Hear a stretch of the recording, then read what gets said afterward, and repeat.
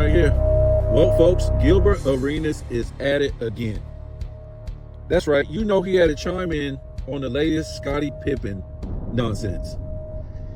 And we did a video on this. And what I can tell you is, before we get into what Gilbert Arenas said, and I can be the first to tell you guys, I do not go tit for tat with this guy on my channel. I don't run back and do videos every time this guy says something, because it's basically the same thing. He basically is going to say the same ish all the time. It just is, folks. He done showed his hand. He done revealed how he feels in all the shenanigans that he promotes, and he lies. And we talked about him what do you call it, debating against Scap Attack, right? And it's whatever, man. People catching feelings over there. Scap Attack catching feelings too. I mean, I deal with men. This is stuff that women deal with, like all these feelings and all emotional and stuff like that. But you know, you guys know what I said about that.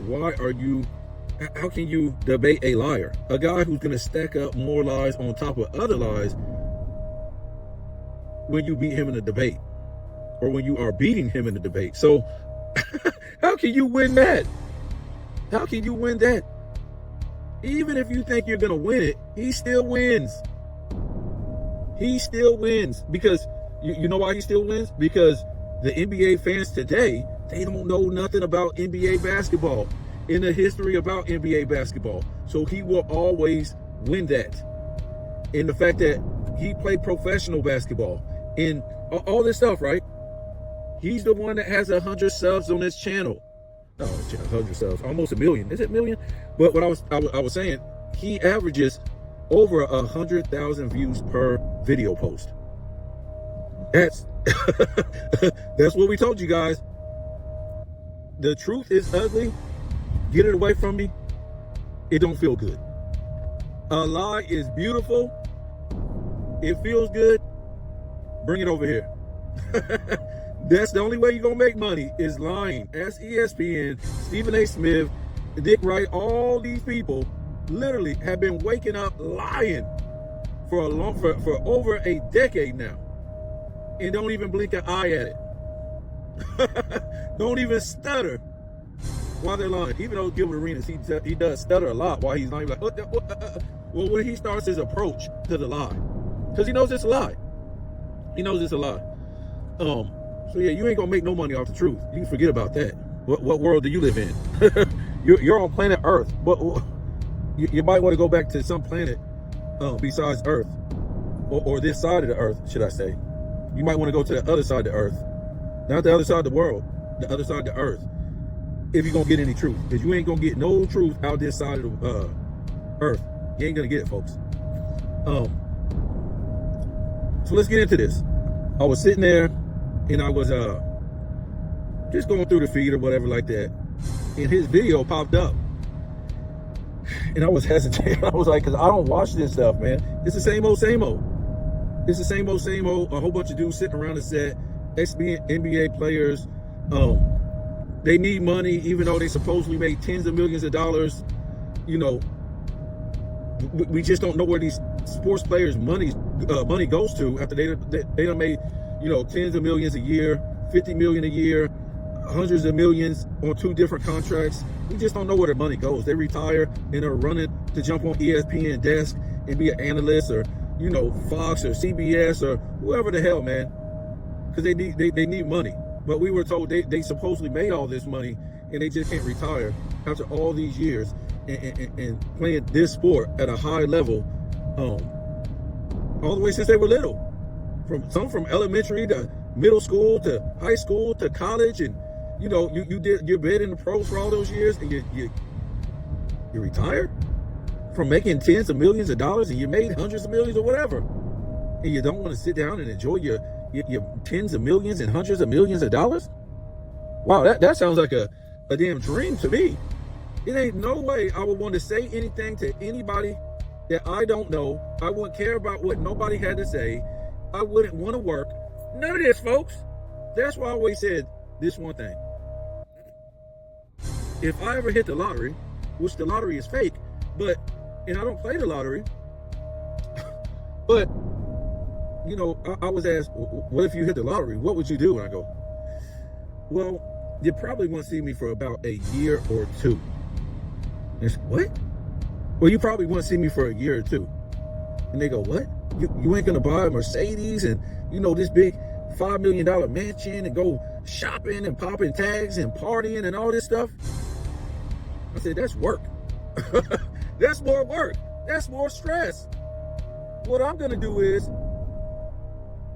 I'm gonna go on vacation all around the damn world, to Italy, to Egypt, to the Caribbean, to California, to Vegas, to Spain, you name it. You won't see me for 2 years. I won't buy no car, no house, none of this stuff, folks. I'm going to enjoy my life. What the hell I want to do all that other stuff for? That's stress. So eventually, yes, I will come back and do those things, acquire a big, nice house and have, nice cars and have nice clothes. But initially, no, I won't want none of that stress. So what I'm trying to say is, these guys retire supposedly from making tens of millions and hundreds of millions, and they want that stress still, which is going to work and reading off of scripts and putting on makeup and traveling and doing all this stuff just to have a job after you retired. That's crazy, folks. That's why you cannot get me to believe these guys are making this kind of money. So Gilbert Arenas came up on my feed, and I said, well, let me give this a chance, man, because he's going to say the most insane, ridiculous thing you ever heard. And basically, I could make my channel off of just what he said. Every video, like Dreamers Pro, he promotes ESPN and Fox Sports, right? Because, everything they say on those shows on ESPN, especially the debate shows or whatever, here he is. You know what Master said? You know what Master said yesterday? You know what they said over there? You know what they said over there? You know what they said over there? Every single day, this is Dreamers Pro. If not every day, every other episode, he's promoting people or these networks, these people on these networks with no credibility. They must have credibility to him because they're on TV. But damn, they ain't got no credibility with nobody else. And that's the reason why his channel, ESPN and Fox, that whole damn thing fell apart. And they start getting rid of all the good people because they didn't have nobody to pay him no money to pay him anymore, because everybody else out here was doing their thing on social media and exposing these people and doing better work. So they need people like Dreamers Pro to say, oh, you know what Stephen A. Smith said? No, we don't care. Who cares? He's a liar. You know what Nick Wright said? No, we don't care. Nobody watches that crap. All they can do is finagle numbers and tell you, oh yeah, nobody watches that crap. They have no credibility, folks. No credibility. When you put LeBron in the top 5, you have no credibility. You have none. And then they had the nerve to put him in a GOAT debate with Michael Jordan. No credibility. They compare him to Magic Johnson all the time. No credibility. We don't care what they do. We don't care what they said. None of that. The only person watching that is Dreamers Pro. He watching his soap opera, Young and the Restless First Take, every day. And you know what Fox says? He promotes them. I don't know, maybe he worked, because a lot of these guys on YouTube, they come up out the media. And they never were like front stage or never got to get on a desk or anything like that in sports media. So they got their own YouTube channels now, promoting sports media. So that's how a lot of that stuff works. So who cares about ESPN? Only Dreamers Pro, the guys who get paid to do it by Disney. And you can't convince me otherwise. Or he does it every other video, folks. Every other video, it's apparent, it's obvious. It's a wrap. So, like I said, I want to see what this guy is gonna say. And again, I know he's gonna say some buffoonish, idiotic stuff that makes zero sense. Because he can't defend his argument with anything that makes any sense. Most of the time he starts out with some emotional response like, he forgot to take his Ritalin. And, let's don't twist it, folks, because I've heard this before. Oh, just because he played in the NBA, he don't know NBA history and all this stuff. They didn't watch it. Look, they know NBA history. They watched it. They just don't care, man. They're getting paid off for the shenanigans. That's all there is to it. Like I said, you ain't gonna make no money off telling the truth. If you do, it's gonna be it's not gonna be nothing compared to the money the liars make. People find this out in life, one way or another, that they eventually, the people who want to make money, they eventually see where the money is. They'll lie. Can't make no money telling no truth. You can. It's gonna be very, very limited, very little, and it's gonna be very frustrating that you're being truthful and honest and you ain't making no money. I done seen it. I done seen it forever, folks. It's never gonna change. That ain't how the world really works. That ain't how the world was built. Everything off of honesty. So you see the title of the video. He wants to talk about what Pippen said about him being, him having 6 rings, and that makes him better than LeBron. And Gilbert refers to it as what Pippen said. He's got 6 rings. He was talking about the team thing. But he forgot to say, I didn't watch the whole thing, but to me, at that beginning, he forgot to mention that he said that he didn't team chase. And Gilbert says he said LeBron's a better individual player because he was a number 1, and Scottie Pippen was never a number 1. And then one of the guys on there goes, one of the clowns, one of the sheep, right? Says, oh, well, the fact is he was a number 1 at one time. And then Gilbert Arenas said something like, oh, yeah, what did he get him? It didn't get him nothing. It didn't give him no accolades, no nothing while Jordan was gone. Nothing. See, this is the problem. And this is why he can come with his shenanigans. He can just, act the way he acts and says the things he says. And the Gilbert Arenas, the Nick Rice, the Shannon Sharps, and a lot of these guys that vouch for the LeBron era, or just LeBron in general, they don't have to explain nothing. They can just say stuff that sounds good, but they don't have to explain it. So when they say that, okay, Pippen might have been better successfully as a team player, and he got 6 rings, well, check this out. And we're going to talk more about this in a minute, how it makes LeBron look silly. But the first thing, how silly does that make LeBron look if he's this team player and he makes everyone better? Remember, he can take a bunch of nobodies and win, but he couldn't take a bunch of somebodies and win all these championships. What happened, folks? He couldn't take a bunch of somebodies and win all these championships. When I say somebodies, I'm talking about other teams' number 1 franchise players. And you'll say, well, oh yeah, he did win, man, he did win. He lost more than he won in Miami when he took the power out of the East. And all the East teams every single night had to play his super team. That's just crazy. Imagine Charles Barkley and Ewing said, take this, take that, take that. You want to play us every single night. And we could say, well, Charles Barkley already won a championship. We could just say it like that. Because remember, Wade already won a championship and was a finals MVP. So we could just say it like that, folks. So every night, that East had to play LeBron James' super team. And it was celebrated by the media, celebrated at the Boys and Girls Club, that he was a quitter.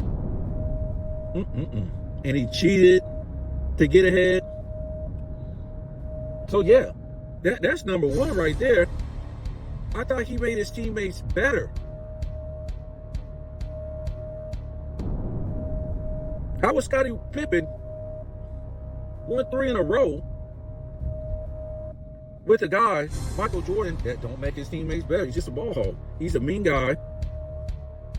I mean, shouldn't that, we've been hearing that. So Pippen won 6 rings because it was a team effort, right? I think you get it by now, right? The LeBron fans, they won't get it. They'll make up all these excuses. That's what they say. That's what he said. He only won 6 rings as a team player. He was better as a team player than LeBron James. Scottie Pippen was. What happened to LeBron making his teammates better?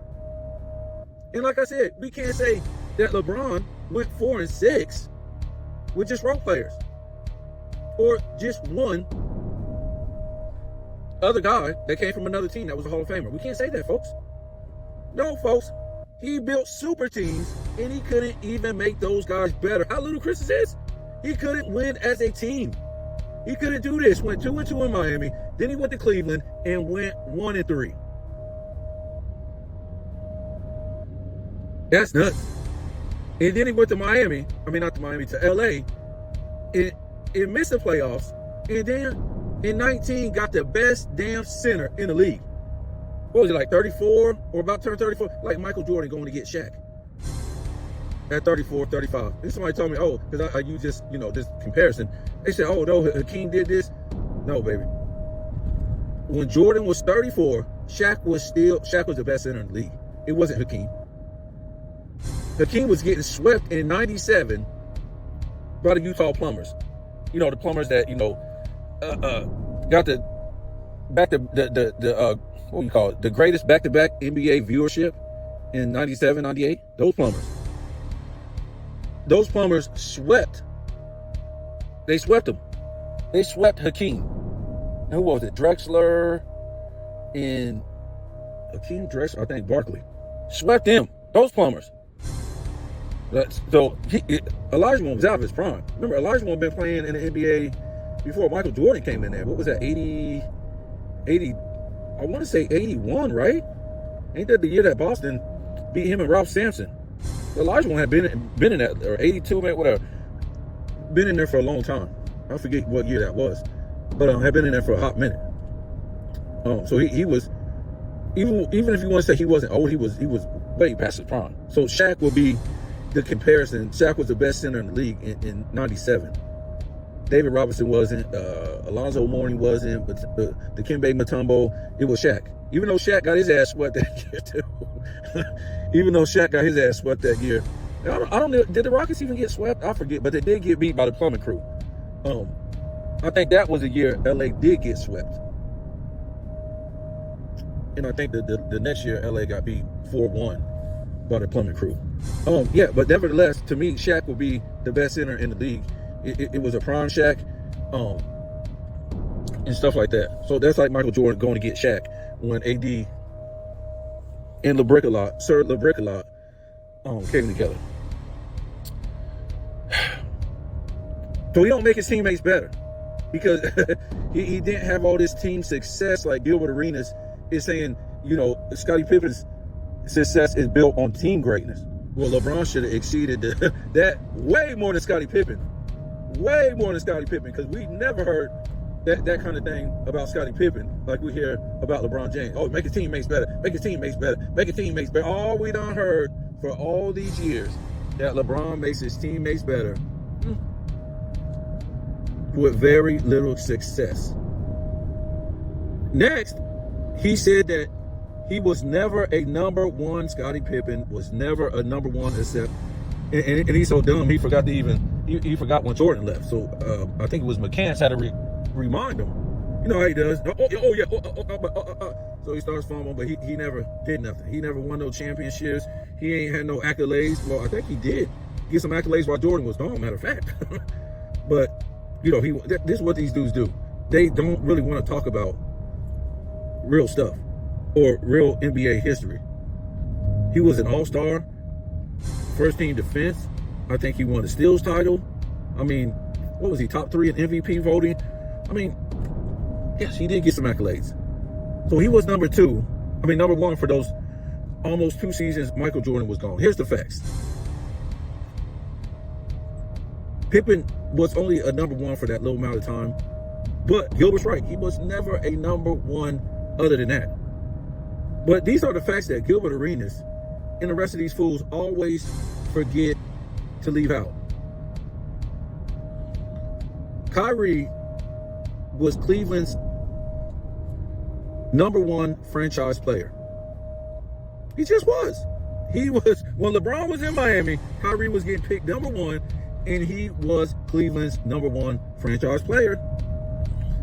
Kevin Love, he was Minnesota's number one franchise player. Dwayne Wade, he was Miami's number one franchise player. Chris Bosh was Toronto's number one franchise player. You get where I'm going? Maybe the LeBron fans don't understand because they've never had this explained to them. AD,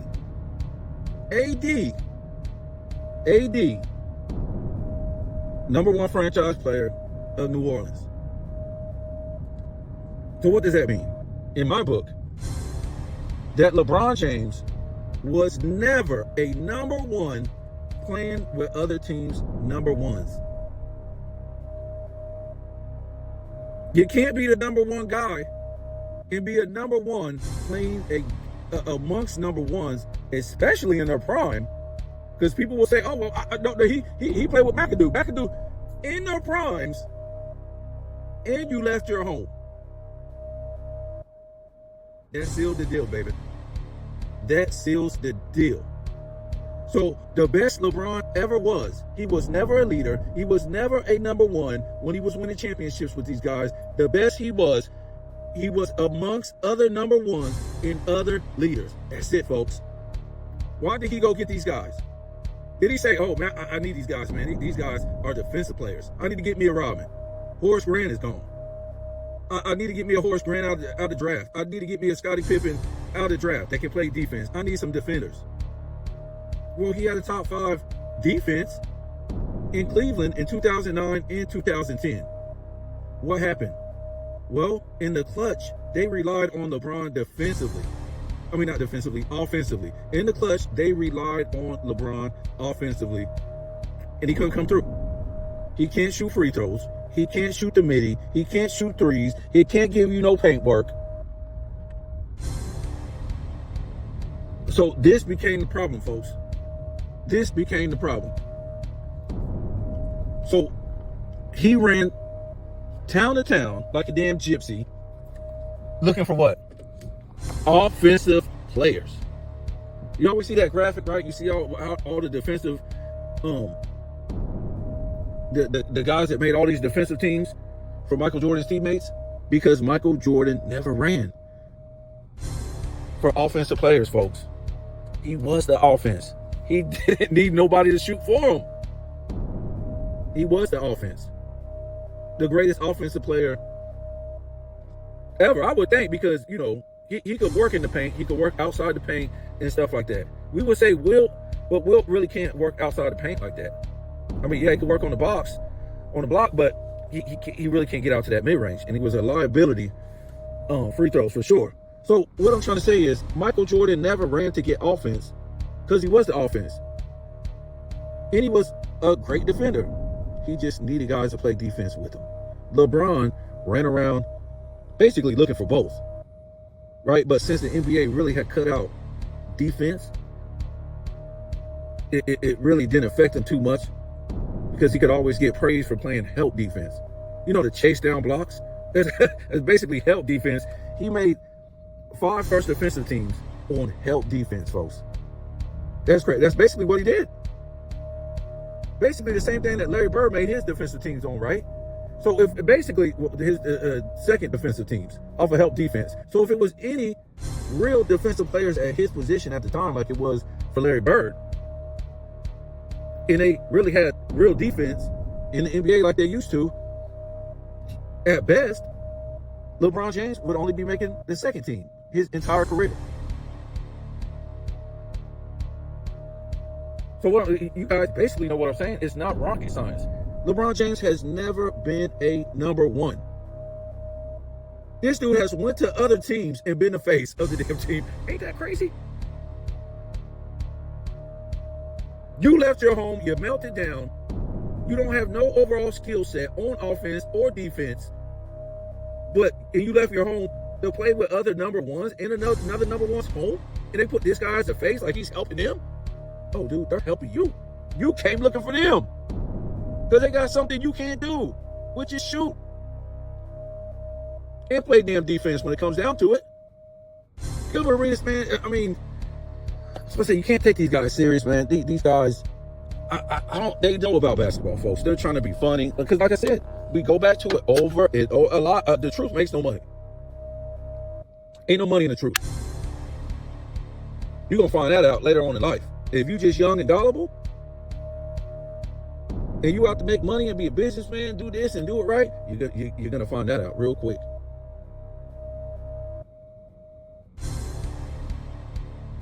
Find that out real quick. And what they haven't found out, the LeBron fans, is that, you know, he pays people off for just a lie, folks. That's what's so crazy. Who cares what you see with your own eyes? Remember, he's the greatest player of his era. And he's supposed to be the greatest player of all time, or the second. But just think, folks, he's the greatest player of his era. We talked about this the other day. 4-6, 3 to 4 super teams, depending on how you look at it. 6 finals blowouts without a game 7. Played with the most help of all time.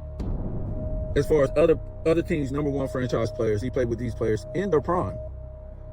Shut down the East 2 times with 2 different super teams. Flops, cries, can't shoot free throws, can't shoot the mid-range, can't shoot the 3. And we talking about career. We ain't talking about some lucky 38, 40% for one season. Couldn't shut Kevin Durant down in 2 finals, got walloped.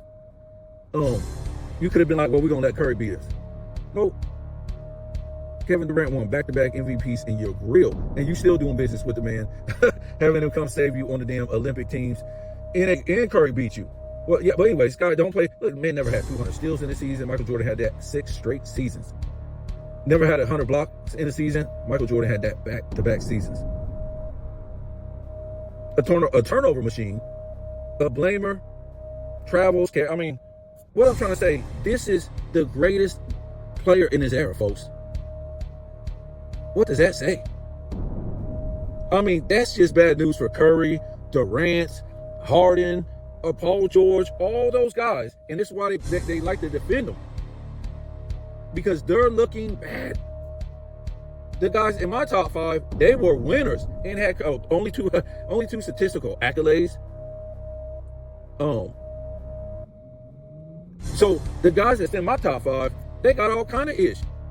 Michael Jordan and Will and Kareem and Bill Russell and Magic. These dudes, statistical accolades to their MVPs, to their finals MVPs, to their championships is off the charts. And that's why they're in my top 5. Are off the charts. To their defensive teams, everything. LeBron James can't touch those guys, folks. But yeah, that's a standard of his, what he did in his era. And it just makes the rest of those guys look really bad, folks. That's sad. Because you have some pretty good guys that got skill sets, that, you know, got scoring titles and, you know, MVPs, all this stuff with real skill sets, folks. That didn't join super teams or didn't do it as much as him. Wow, you got to feel like, I don't know, man. If you those guys in his era, because, you know, we just talked about what his standard is, that's crazy. To be the best in his era? All I can say to these guys in his era, they better hope some scandal come out and they erase everything on his resume. Because if not, if he's the greatest in his era with that resume, it's ugly, folks. Because in the Jordan, in his era, the Bird and Magic, the Wilt and Russell, in the Kobe and Shaq era, you couldn't be the greatest of all time with that resume that LeBron has. You couldn't be in no top 10. You couldn't be in no top 5. In those guys' era, you couldn't have that type of resume, folks. If we're talking about that resume that pulled him out of his era, that made him the greatest, well, we got to pull some other guys and get Michael Jordan. He ain't the greatest of his era. Bill Russell and Will ain't the greatest of their era. Magic and Bird, they're not the greatest of their era. And Shaq, to me, it's like a split, right, between Shaq, Duncan, and Kobe. If that is a standard for LeBron, then those guys I just mentioned, Shaq, Kobe, and Tim, they're not the greatest of their era neither.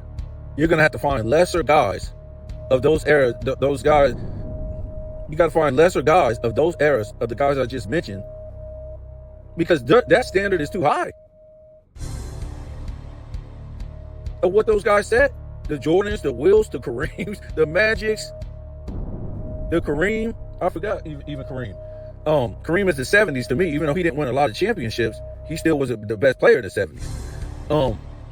And these guys I just mentioned, you're going to have to find lesser guys in that era and replace all them. Jordan, Magic, Kareem, Kobe, because obviously this is what ESPN says LeBron's standard is.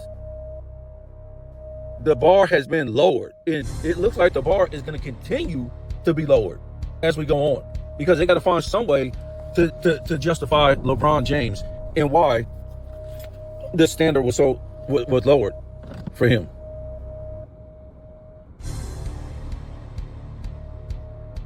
How do we do that? Well, stop. We don't need real officials. We don't need real coaches. We don't need real analysts. We don't need people teaching any kind of real history about the NBA. That's how you lower the standard, folks. Get rid of positional basketball. Get rid of everything. To where the game is unrecognizable. Right? You want to strip the original NBA. Strip it down to where it's not recognizable. That's what you want to do to lift up LeBron James. And that's what they did. They stripped down the old NBA to where the torch got passed on, folks. This is what the Gilbert Arena says. Why are you trying to compare these players to the past, LeBron to Michael Jordan, blah, blah, blah. These players from each era carried the torch and passed it to the next era. And the next era guys carried the torch and passed it to the other guys in the same fashion. Basically, offense, defense, great sportsmanship, hustle. We talked about this in the past. The torch just did not get passed to LeBron James. That's the problem. The snobby LeBron fans will always say, "Oh, yeah, it wasn't no passing in the torch. What you talking about, man? That all made up, dog. That all made up. All this jazzy ass, zesty ass stuff that they be talking about." Because that's what it is in the LeBron era. It's open zestiness, right? Yeah, you could say some dudes like Rodman, he might have been a zest fest. But in this era, in the LeBron era, it's open season zestiness, okay? And LeBron is the leader of it. But yeah, the torch did not get past to LeBron. Was it supposed to get past to LeBron? Yes, sir. But he was supposed to do it right, right? And how was that? Well, he was supposed to take down the Boston Celtics. He was supposed, in 2010, he was supposed to take down the Orlando Magic in 2009, right? Even if he couldn't take them down, it took Jordan 4 tries, if I'm mistaken, right? 88, 89, 90. Hold on, did he play him at 8? No. So 88, 89, 90. It took Jordan 3 tries to take down the Detroit Pistons. With a starting 3, they're some of the greatest defensive players of all time. So what he had, a snotty-nosed Scottie Pippen that he had to tell to be tough, right? So it took Michael Jordan 3 tries to get past the Pistons. LeBron, well, I guess you could say if you count 2008, 2009, 2010, that was his 3 tries. If we include Orlando Magic, right? So Boston 2008, you got Magic, Orlando Magic 2009, and 2010 Boston Celtics again. And in those 3 years, that mighty Boston super team only had the number 1 seed 1 time, and the Orlando Magic beat them in 2009. Woo! The same year they beat you.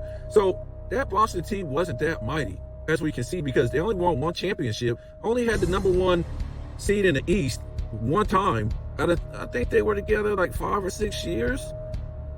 They only had the number 1 seed in the East. Not to mention that Michael Jordan never had the number 1 seed over those Detroit Pistons and then lost. That was the first time Mike had the number 1 seed in 91, and they said they were going to lose. They said the Bulls were going to lose. That's crazy, folks, because the Celtics were going for a three-peat. I don't remember any time Boston was going for no damn three-peat when LeBron played that so-called great Boston Big Three, right? So the torch was going to get passed to him in a process. A process. It was always a process. The torch got passed to certain guys. And it didn't have to be actually off of just winning championships, but doing it right too. Doing it right. Who cares if the guy didn't win 5 championships or whatever, but the torch was going to get passed to LeBron James. What do you think all the hype, the Kobe and the LeBron thing was all about? But the fact was, the torch never got passed to LeBron James because he went and built a super team. And it was over, folks. He went and built a super. Kobe did not give up. Did you see Kobe when Shaq left? And, oh man, Kobe didn't make playoffs though. Kobe didn't take a whole bunch of nobody and win the finals. That man won. He didn't give up. That's what I'm talking about. He eventually won back-to-back with a French all-star teammate that he made a Hall of Famer through them winning back-to-back against the teams that LeBron James couldn't beat. Yep. And people, I mean, these guys can't make up their mind out here. Oh man, he had Lamar Odom, he had Ron Artest, he had who had Bynum, he had Paul Gasol. Well, if they were so good, why'd they go to Game 7 against the Boston Celtics? If his teammates were that good. I mean, the fact is we can never make LeBron James team fans happy. You cannot give LeBron those same guys that Kobe had, because they will have to go to the three-point line. They will have to lead the paint so this guy can do dunks and layups in the paint. And if he gets stopped, he's going to kick it out to the perimeter guys. So Kobe's teammates couldn't play with LeBron James. Why do you think instead of Shaq early on going to play with Dwayne Wade, why do you think he didn't go play with LeBron James? LeBron James was the biggest name in the NBA, probably behind Kobe, or the biggest up-and-coming star in the league. This was LeBron James. So how come he just didn't go play with LeBron James? Shaq didn't. Why? Why didn't Gary Payton?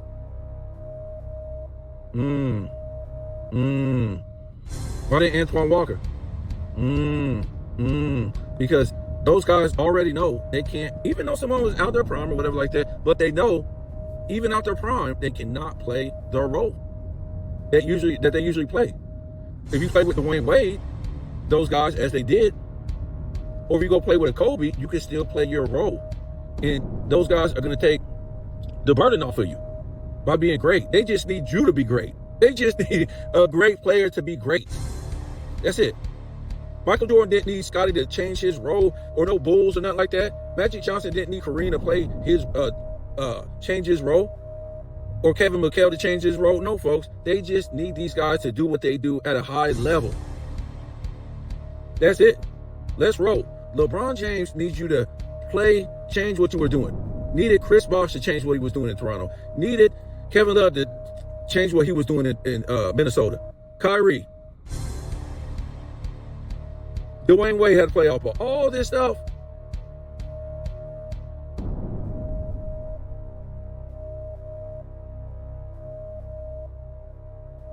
That's why earlier we was talking about, shouldn't LeBron, if he makes his teammates better, shouldn't he have more team success than Scottie Pippen?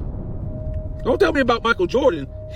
LeBron played with 2 number 1s at a time. And then, said Ray Allen, added another number 1 for I don't know what security blanket. We found out he must have foreseen the future, went to the damn crystal ball, had his future read or something, because dead on the money, when he added Ray Allen in 2013, Ray Allen was right there. Another team's number 1 franchise player, Hall of Famer, and Chris Bosh was right there to get that LeBrick three-point shooter. Get that LeBrick shot that he shot, and Chris Bosh was right there. Wow. Wow. Who could have foreseen that? Oh, LeBron James. The guy that you have to, he gets all these guys to make up for his shortcomings. That's it, folks. It ain't no rocket science about it. All these guys are for LeBron James' shortcomings. That's it. So many shortcomings. How can you make your teammates better if you got all these damn shortcomings? And outside of Dwayne Wade, or outside of all those number one franchise players that we talked about, Bosh and Wade and Kyrie and all these guys, right? Outside of those guys, his role players were what? What were they? Other teams' number twos. Basically, a lot of them, when you go back and look at it, the Carl Corvers and the Shane Battiers and the Elkauskis, Antoine Jameson, Ben Wallace. Hell, he was the number one actually at one time.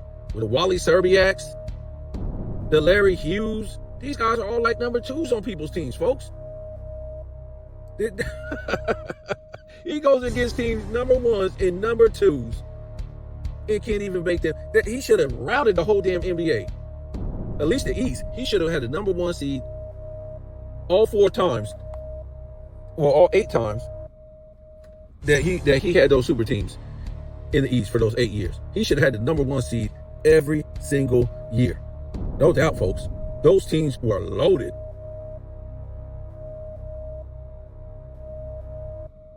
J.R. Smiths.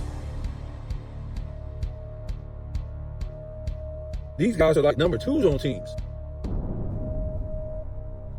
But a lot of people don't realize that, because when you go play with LeBron James, guess what you look like? A number two, maybe it looks like a number 3, and sometimes a number 4. And a number 1 looks like a 2 and a 3. That's what it looks like. A whole bunch of blaming. A lot of these guys play at a lower level. And you say, well, what's wrong with these guys? What do you mean, what's wrong with them? They come to help this fool. They come to help him win. So yeah, the torch was supposed to get passed to him. It never did. And this is where the NBA kind of like, it was over. And that's why you see, you don't see now this guy passing the torch to anybody else. Because he don't have the paperwork to pass the torch to nobody else. Because it never got passed to him. Magic said in an interview, the torch got passed. I passed the torch to Michael. Every single game in 97, 98 that Kobe and Jordan played, whether it was All-Star game, a regular season game, all they said was what? The torch is getting passed to Kobe from Michael Jordan. Not Allen Iverson, not Shaq, not Grant Hill, not Penny, none of these fools, not Tim Duncan. And it's no knock on them. But to Kobe Bryant. They already knew, folks.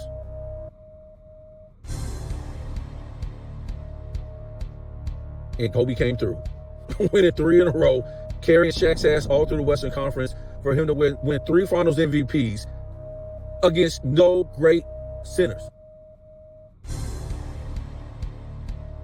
And I think that went to Shaq's head, because not only did you just won a 3-peat, which is rare, you got 3 straight MVPs, which has never been done except for Michael Jordan. So that kind of went to Shaq. The whole thing after the 3rd title, it just went to Shaq's head.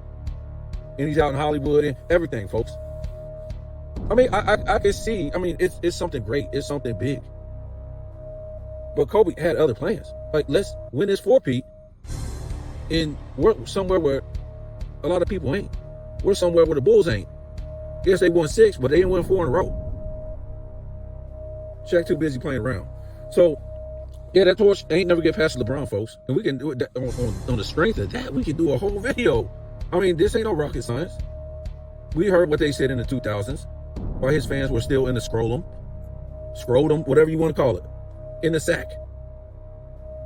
The torch was getting passed to LeBron from Kobe.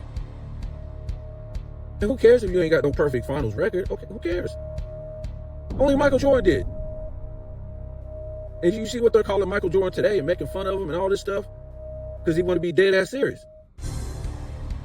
And you saw what he got from being dead-ass serious. Undefeated. 2 3-peats. And that's what Kobe wanted to do, too. You got to look past a whole bunch of stuff to do what Bill Russell did, Michael Jordan did, what Kobe wanted to do, like those two. You got to look past the money and the fame and all the entertainment, all that stuff, folks.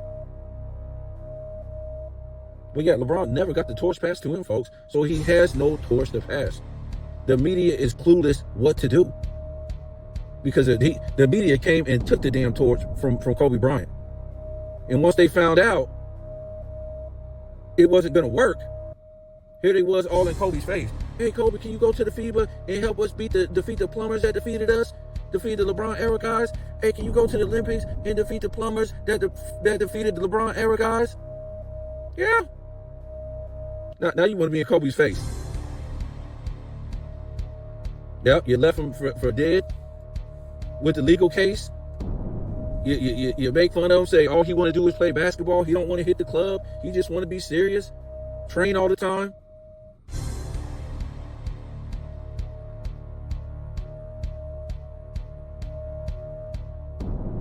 You see, that's what Kobe was always told, right? To be great, and to be one of the greatest, it had to show on the floor by winning championships. It wasn't told, it was shown. Today, in the LeBron era, it's been told. The story's been told, not shown. When LeBron found out that he couldn't show it, he paid people to tell it, for it to be told about his greatness and what greatness is and what basketball skill is and what makes you great. Just stats, folks. And we're not even talking about, we're talking about Wilt Chamberlain. We're talking about stats. That's the greatest of all time with stats. LeBron ain't even seen that. At least if he was winning all these statistical titles like Wilt, rebound titles, assist titles, like they say he this damn Magic Johnson. See, all-around player is if he's the greatest all-around player in this all-around player, this is what he's supposed to have, folks. And we could dismiss the 6 finals blowout losses, right? We could kind of it's some wiggle room here. What we do with Wilt. Wilt is the greatest basketball player of all time. But we all know, individually, yes. But we all know Michael Jordan really is as far as career. I could say Mahomes is the greatest quarterback of all time. He is. But Brady has the greatest career, which overall career in player trumps it as the GOAT. See, we're not done with Mahomes' career. He's just the greatest quarterback as far as what he did so far, like individually, right? But it's not about that. It's about career, overall career. So to me, he ain't too far away from Joe Montana, to be real. Mahomes. So yeah, if LeBron was like that, like Wilt, really the greatest basketball player of all time, folks.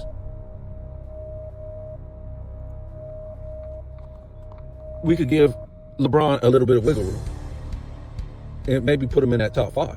But he never did that. So anyways, for us to give him that wiggle room, we would say, especially if they've been saying all this stuff, he's the greatest all-around player, which is a lie. I would say Wilt Chamberlain is. And see how I told you how they changed the game. They don't refer to defense. They don't care about defense. They strip that out of the game, and it's just about offense. It made it one-dimensional.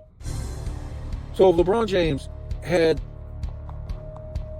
we don't have to go overboard, at least 3 scoring titles, 3 to 4 assist titles, and maybe 2 rebound titles. Okay, we can start talking. And then we put his MVPs, his finals MVPs, and his championships. Then we can start talking. Dude ain't even got that, folks. And even if he had that with his super teams, we could really start talking. Because you hear how Stephen A. Smith talks, these people like that, right? They say, Michael Jordan is the greatest of all time. And what do they say? 6 championships, 6 finals MVPs, 5 MVPs. And then what they start doing after that, they start reading out 10 scoring titles, 3 steals titles, and a defensive player of the year. For LeBron James, they just stop at 4 championships, 4 finals MVPs, and 4 MVPs. They don't go to statistical titles because they know it's an embarrassment.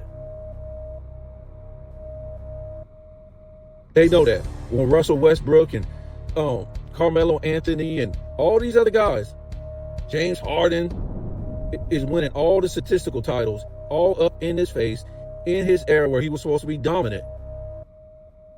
like the guys I mentioned, Magic with his 4 assist titles, two steals titles.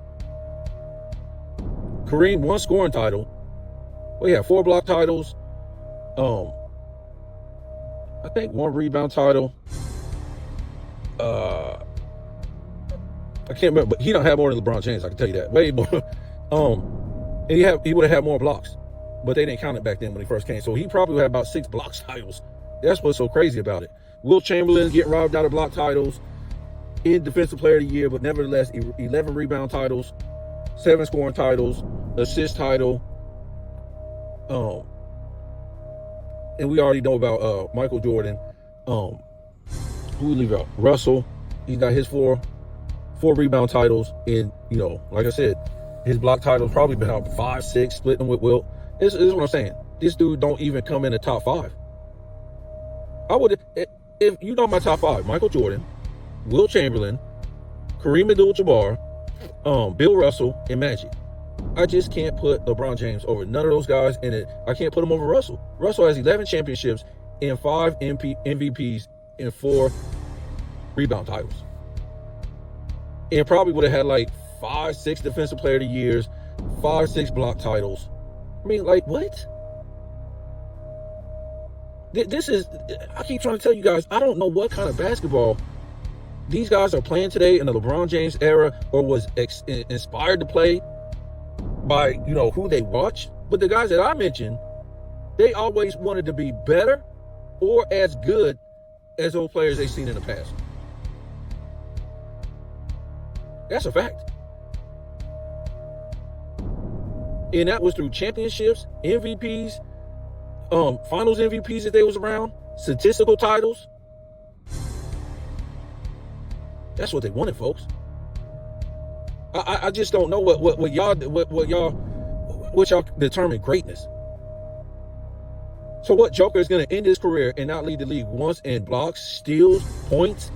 How you ever going to look at that? You're going to look at this dude's resume, and it could end up 1 championship, maybe 4 MVPs and the finals MVPs. That ain't impressive compared to the guys I just told you as far as their statistical titles. What are you going to put up? Some triple doubles? Yeah, I guess that puts Russell Westbrook in the top 5 then, or the top 10. Y'all got to stop, man. When you win, when you're number 1 in that statistic and you won that statistical title, that means you were going against all those other guys that was trying to win that statistical title.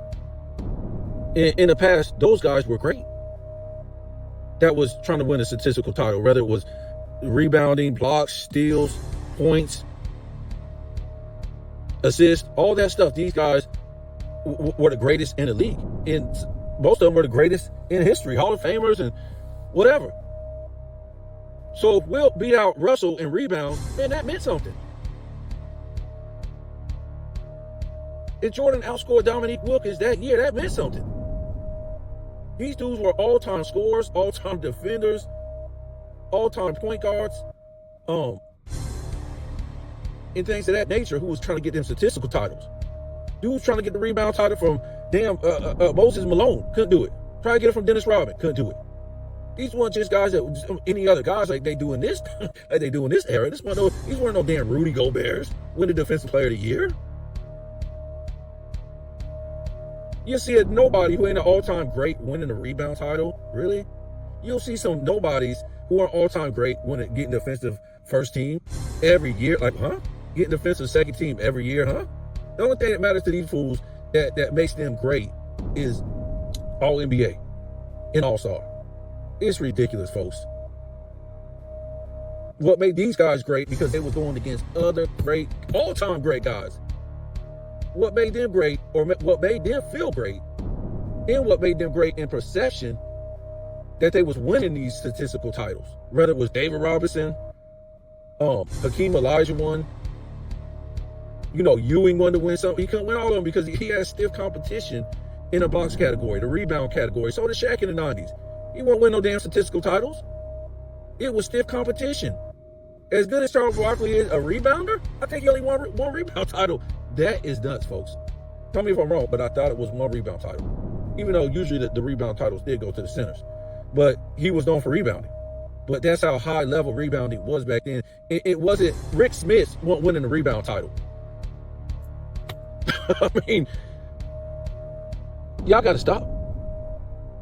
And it's what I said. This guy, LeBron James, has stripped away the history of the NBA to where you don't even recognize it, folks. And then they can say, oh, none of that stuff that they was doing in the past, what's that? I don't know why they was doing that. Oh, none of that stuff matters. Who does that? What does that? Why were they doing that stuff to make them the GOAT? That stuff don't matter. Why were they doing that? Maybe because they were playing against plumbers. The competition was, maybe they was doing that. But in the LeBron era, we don't do that to be great. We just play offense. And we don't touch each other. And we don't say certain things on the court because it's going to hurt somebody's feelings. I mean, it's so ridiculous. And then you got these analysts sitting out there on these desks that played in the 80s, that played in the 90s, that coached back in the day, and you can fix your mouth to say these things about LeBron James is so great and how this era is so great. All this stuff, man, these people is, like I said, I can say it a million times, that the truth is ugly. Get it away from me. It don't feel good. A lie is beautiful.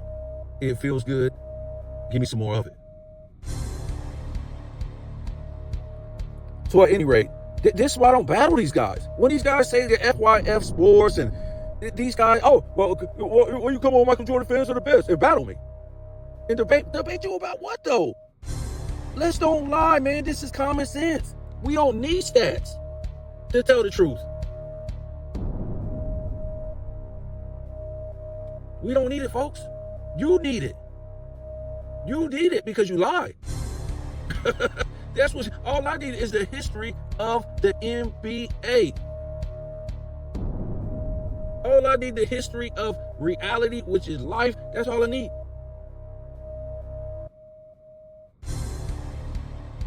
And that's why I said, why are you going to debate a liar, scamp? You put in all this work, all this great work, to go debate a liar that's going to keep lying. Because he needs money. He has no integrity. Nobody does when it just comes to only money. Money is greed. Money makes you greedy. That's all these people care about. They say they made all these tens of millions in their career. So why are they lying? Why are you coming on YouTube and taking money out of other people's pockets that they could be making money over the truth? If you make tens of millions of dollars and hundreds of millions of dollars, why would you do that? Because these people are greedy and evil. They don't care about nothing. Because they really ain't got that money. And on the first and the last will say it on YouTube, these guys don't make this kind of money. If they do, if they did, you're still in front of fans. Because you don't show up to work. You give half-hearted effort. Not only that,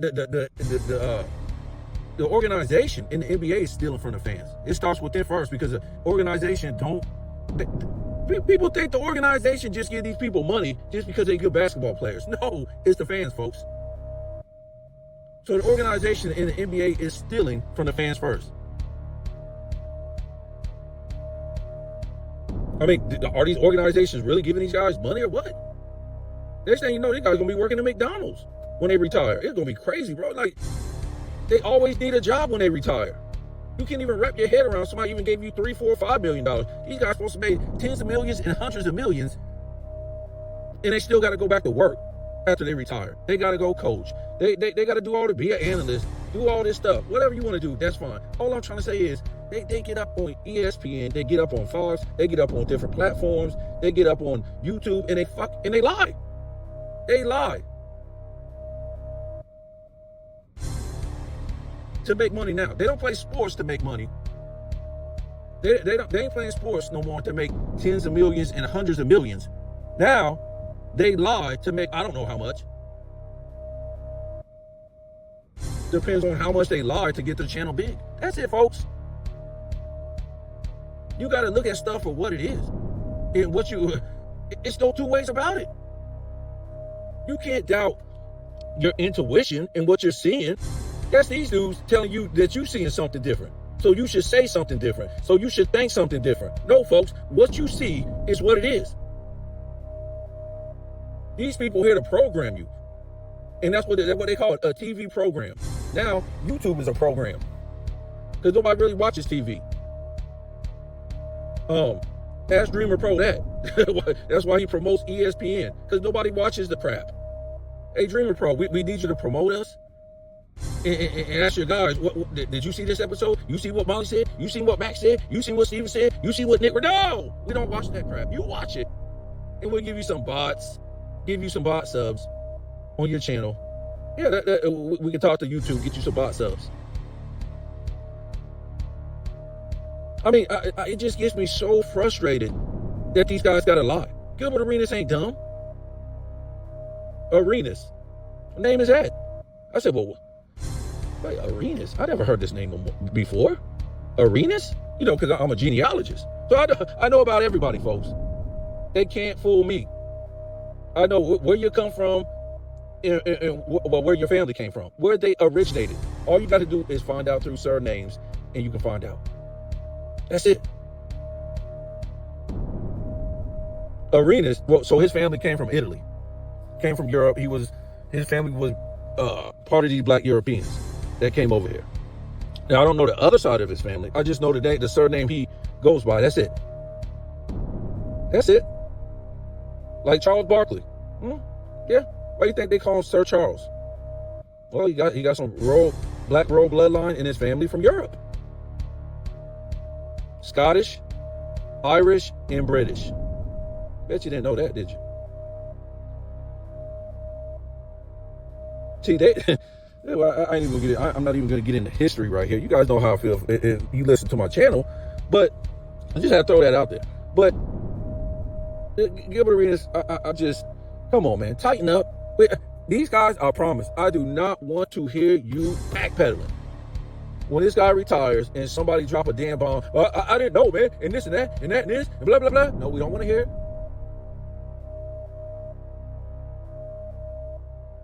I just don't know, man. I think most of these guys will be retired. You know, most of these programs will be gone. I'm not for sure. Because the NBA is in a bad place right now. And I don't know how long ESPN contract was, but I'm talking about these debate groups. I think they're on their last leg. They really don't have nothing to talk about no more. Your first take, you seen the one with Skip. They dissolved that because they didn't have enough money to pay Shannon Sharp and Skip, so they started fake beef. You know, this is all entertainment. Like, they started fake beef with Max and Stephen A. Smith, and because they were trying to save, what was that morning show? Jay Will and Keyshawn, right? Because the Middle Eastern dude, he couldn't narrate the show, so it was falling apart. So they tried to get Max over there by starting a fake beef with Stephen A. Smith and Skip Bayless, and yeah, he went over there. They just didn't want to be able to. He was better than Zubin, but they weren't able to save the show. Because of course Jay Will, he don't belong on TV. He tries to be this, you know, he's on the what is that, college game day, whatever they call it for basketball, and he tries to be this fake Dickie V or something like that. Like, I don't know, man. The dude ain't funny. I mean, he's a cool dude, but he you know, it's like Perk, man. He tries to be like a fake Charles Barkley. He tries to be like, what do you want to call it? Funny, dumb, something like that. You know, because Charles Barkley can't finish a damn sentence. But Perk, he tries to be like Charles Barkley, like dumb, funny, and tries to be like this strong, aggressive dude. And you know, the problem is with Perk, he's just dumb. You just dumb, dude. You ain't funny dumb. There's nothing funny about, and this is the low level talent that ESPN now has on their team, because they had to get rid of all the good analysts. The guys with common sense, the guys that can make you laugh, the guys that could do their job at a high level, and this is what you're left with. Look at the people that call these games. Mike Bream and Boris Dirk, whatever her name is. Boris, whatever her name is. She could go back to the WNBA for all I care. You know, you have WNBA analysts, women calling these NBA games. I mean, this is a LeBron era. This is what he left you, folks. This is what he left.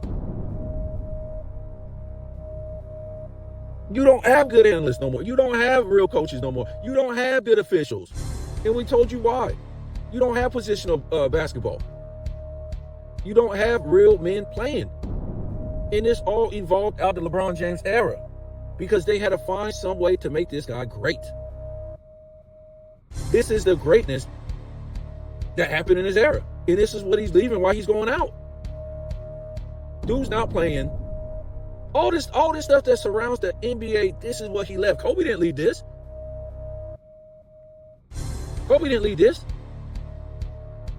Kobe didn't start no damn super team era and take no power out of no West or the whole NBA.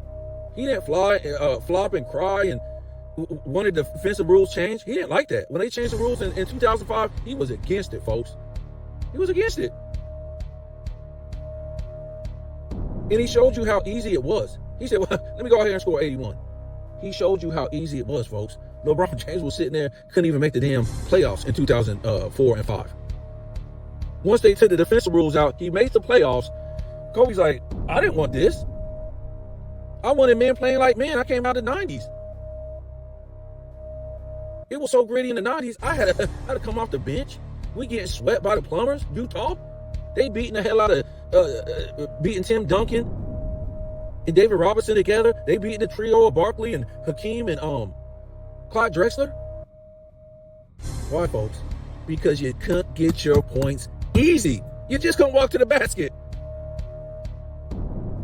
You just couldn't walk to the basket and get your points. Something that they wanted to implement for LeBron James. Man, he got his head kicked in by international plumbers in the Olympics. He don't miss the playoffs the first 2 seasons. What are we going to do? What are we going to do? I got it. We'll take out defense completely. So he can at least make the playoffs. So that was the new thing. And Kobe was like, you're going to take out defense? Okay, I'll score 81. I'll put up all these 40-point games. I'll put up all these 50-point games. I'll put up all, these things that we know about Kobe. That's how easy it was now to score. Kobe made a mockery out of it. He didn't want it. That's what they gave to him. That's what they gave to the new NBA. So these guys could be on Kobe's level, at least offensively.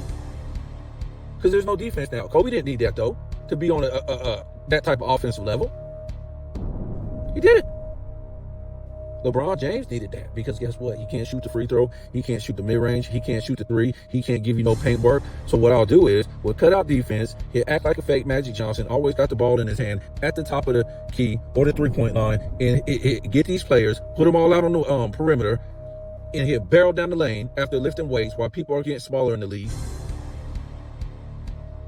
And he'll just barrel down the lane with straight arms and elbows. And if you touch him, we'll call foul. And if it's not a foul and they stop him, kick it out to the perimeter shooters. Remember the number 2s that he's got on his team and the number 1s and all that stuff that turn into 2s and 3s when they play with him? So the league was set up for LeBron James. Since they cut out defense, he didn't have to go to college and develop an overall game. And that's what the problem was. He didn't come into the league and have a real coach.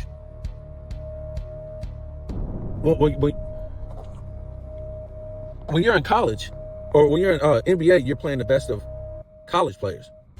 When you're in college, you're playing the best of high school players. And these are the years where you really learn from coaches. This is the only learning period, right? Of really how to play basketball, organized basketball. Because now you're those high school players, now you're playing the best of high school players from around the country that's on your team. Well, used to be. They're getting all these international players now, like the NBA. But that's how it was. So when he was in high school, he was just dunking on academy school kids, straight up, guys. He was playing academy school kids and dunking on 99.9% of them in that state of Ohio. He was playing against those guys who would never step foot in the NBA that he was playing against. So now he jumps all the way to the NBA, and he has developed no game. And he's got Manu Ginobili in his Manu Ginobili, a 6-man, in his one in I can't even say right. Manu Ginobili, a 6-man, in his Argentinian plumbers, without one melanated brother, like Stephen A. Smith would say, not one melanated brother on that Argentinian team. Smoking LeBron in the LeBron era guys. Don't say it was a rookie. He was the most hype, had the most expectations. Y'all say he had the most hype. More than Kareem, more than Wilt, more than Jordan, more than Hakeem, more than Bird, more than Kobe, more than Duncan. You name it. Stop making up all the damn excuses. And of course, Wilt was the most hyped player ever coming into the league. It ain't even close, folks. And he exceeded those expectations. His rookie season. He didn't wait 3 years down the line. His rookie season, folks. The greatest rookie season of all time to this day. So I'm going to go ahead and get off of here. If you listen to Gilbert Arenas and take anything that he says serious, you're going to have mental problems. Mental problems. Mental problems. This guy don't even know what the hell he's saying. He don't. Can we make some videos, compilations, when he starts to explain himself and he's like, and he starts to stutter and trip over his words before he can start explaining and telling us what he wants to say, because he knows it's all bullish. He knows, even though he already knows the lie he's going to take, because all that's scripted on his show, right? It's all scripted. If they're even there, it might just be deepfake AI. But nevertheless, he's always tripping and fumbling and doing all this stuff before he starts to lie. And this is where we really, this is where we are with the NBA. Really? It done came to all this that we just can't even tell the history of the NBA. Who was winning and who wasn't. How great you were. And it was based on statistical titles. Always was. I'm sorry.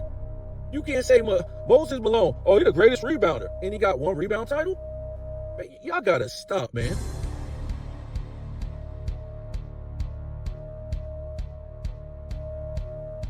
Y'all gotta stop.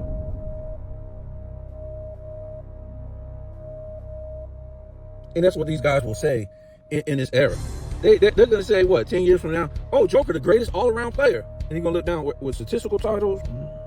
None.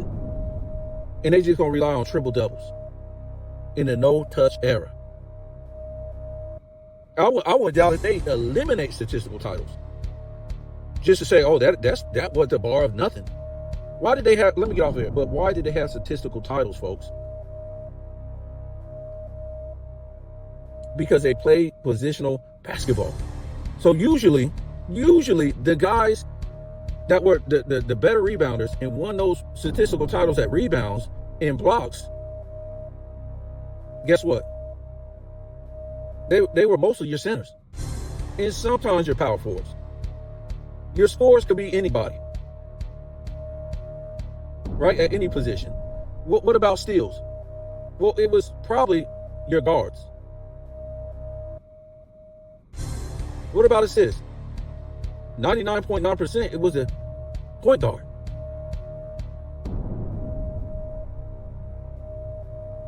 And defensive player of the year, it was most likely who? Your center. So what I'm trying to say is, when you look at these different positions, you have to have a certain positional skill at every position. So if you was to win a scoring title, let's say at the point guard, which usually don't happen, or let's just say the shooting guard. Well, you have to be able to shoot from the perimeter. You wasn't going to win the scoring title with that much paint work, if any, unless you drove to the basket, or unless it was rare like Michael Jordan as a shooting guard. If you was a center, you wasn't going to win the scoring title by shooting on the perimeter. Well, you was going to win it maybe shooting the mid-range, a little bit outside the paint, or in the paint, on the block, knowing how to do paint moves. These type of things. These are positional skills, folks.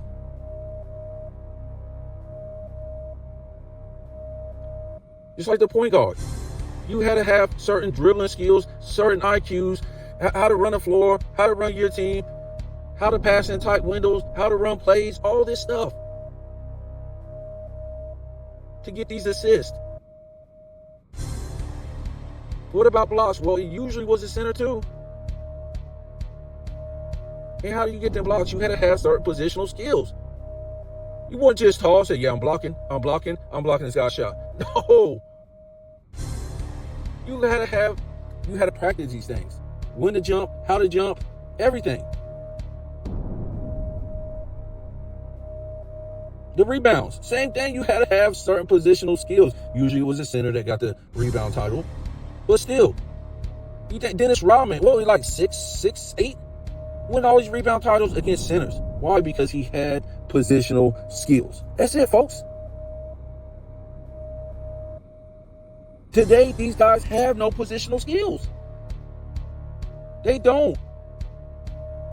And why is that? It's because of LeBron James. They took the positional game out of the NBA because he possesses no positional skills at a high level. He can't give you no paint work. He can't shoot free throws. He can't shoot the mid-range. He can't shoot threes. He sucks at rebounding for his size and weight.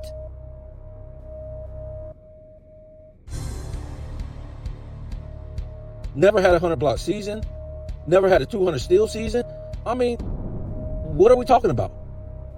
So all this got taken away for this guy. All the positional players, or all the players that's supposed to have positional, playing positional basketball, they said the hell with that. Because this guy don't play no positional basketball. He tries to play this face-up game, but he can't shoot. And if you can't shoot, what do you got to do now?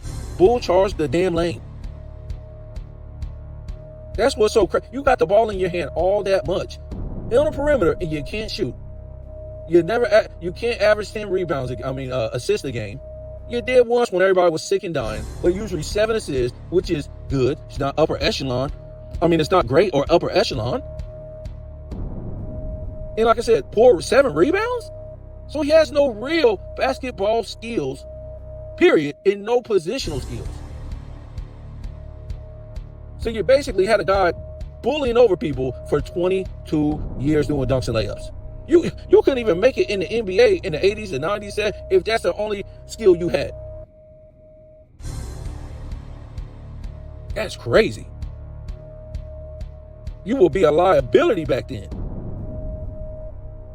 Son, we can't let you on the floor, son, until you get some positional skills, till you get a skill set at a high level. We need you to do something at a high level. So to end this, I would take Scottie Pippen over this fool LeBron James any day. Scottie Pippen played in the 90s. Do you think really that LeBron James could get not on his head and not flop all over the place by the bad boy Pistons, by Alonzo Mourning, all this pushing and shoving and all this stuff that happened in the 80s and 90s that Scottie Pippen had to go through? Scottie Pippen playing defense on a high level and playing against these teams. The Knicks, in the 90s, the Knicks, the Heat, the Pistons. You think he could have played against that Lakers? What position is this guy going to play? You have all-time great defenders that will rip LeBron's pocket up and down the court. No way is he a better facilitator than Scottie Pippen. No way is he a better defender. No way is he a better passer. No way, folks. Defender. Career, they're about the same as far as shooting. At least Scottie Pippen had the bank off the glass. At least he had that, right? LeBron ain't got no shot. And Scottie Pippen, I think he's a better shooter than LeBron James, being the fact that Scottie Pippen, he got his points against real defense. He got his points against real damn defense. He got it against real defense. LeBron James has never got his points against real defense. When he got to play real defense, what happened? He choked in 2009. He choked in 2010. And that ain't even like real defense. That's just like guys, wanting to play defense. 2009, 2010, he was gone. Going to build a super team. Then by the time he got to the finals, he had to play real defense again. What happened? He lost. Then he played San Antonio again. Real defense. He barely won, and then he got beat by a record margin. What about 2007? Had to play real defense. The worst meltdown of a superstar in the finals of all time. When you look at the averages and the percentages. What? Ain't nobody want to see him play. The king, the guy with the most expectations, the most hype player, had the lowest rating finals ever to that day. And guess what? That wasn't beat. The 2007 finals, lowest ratings of all time, that wasn't beat until when? Until 2020, when again he did it. Right? Because he wasn't with Curry to carry his ass. So he don't want no part of defense. They did away with that. And you see what he does against defense. And that's why he's not in the top 10. If you got this guy in the top 10 over Duncan, see, what they always got to use is MVPs and this and that and stats. But when you use those same MVPs in statistical titles against him, what happens? Man, that ain't everything. That's what his fans will say. It's the most ridiculous thing you ever heard. Like I said, he ain't over Jordan. He ain't over Kareem. He ain't over Wilt. He ain't over Magic. He ain't over Hakeem. He ain't over Bird. I say Kareem. He ain't over Duncan. He ain't over none of them guys in the top 10. Shaq, Kobe, all those guys, we know the top 10 folks. He ain't over them. Even guys out of the top 10, he ain't over them neither. Like Steph Curry, dudes that did it right. Didn't run and build a super team. He ain't over Joker. He ain't over Giannis. Those guys won championships without building super teams. At least one. LeBron James never won a championship without building a super team. Don't tell me about the Lakers. Nope. He went and got Howard, and he got the best center in the NBA at that time, AD. And they needed that just to defeat Joker. So again, nope. Even Curry at least won 2 rings without a super team.